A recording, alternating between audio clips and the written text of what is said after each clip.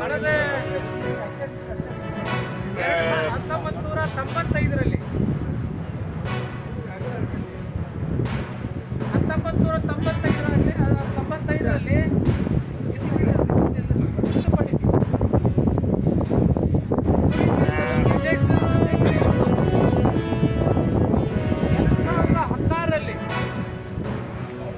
ಇವತ್ತಿನ ಮುಖ್ಯಮಂತ್ರಿ ಕಳೆದ ಬಾರಿ ಕೂಡ ಮುಖ್ಯಮಂತ್ರಿ ಆದಂತಹ ಸಿದ್ದರಾಮಯ್ಯನವರು ನಮಗೆ ಕುರಿ ಕಾಯಲು ಕಾಡಿನಲ್ಲಿ ತೊಂದರೆ ಆಗ್ತಾ ಇದೆ, ಕಳ್ಳರಿಂದ ನಮಗೆ ತೊಂದರೆ ಆಗ್ತಾ ಇದೆ.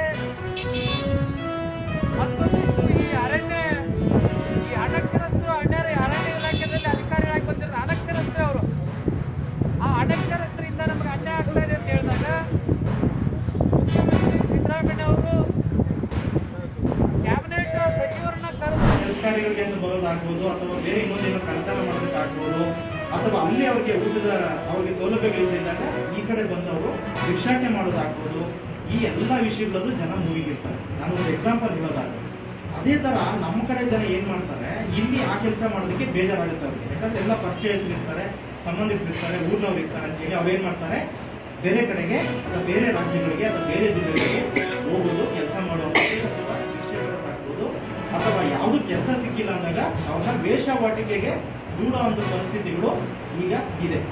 ಸೊ ದಯವಿಟ್ಟು ನೀವೆಲ್ಲರೂ ಸಹ ನಿಮ್ಮ ಮನೆಗಳಲ್ಲಿರುವ ಮಕ್ಕಳ ಬಗ್ಗೆ ಜಾಗೃತಿಯನ್ನು ವಹಿಸಿ, ಮಹಿಳೆಯರ ಬಗ್ಗೆ, ಕುಟುಂಬ ಸದಸ್ಯರ ಬಗ್ಗೆ ಜಾಗೃತಿಯನ್ನು ವಹಿಸಿ.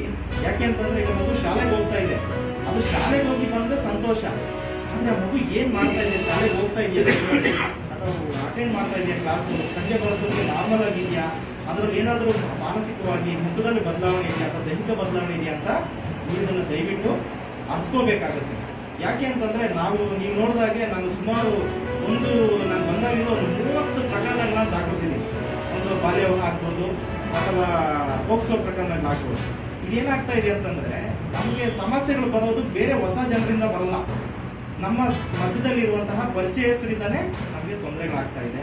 ಆಮೇಲೆ ಈ ಮಕ್ಕಳನ್ನೆಲ್ಲ ಕದ್ಕೊಂಡು ಹೋಗಿ ಮಾರಾಟ ಜಾಲನೇ ಇದೆ. ಅದು ಹೆಂಗೆ ಅಂತಂದ್ರೆ ಅವ್ರ ಮಕ್ಕಳನ್ನ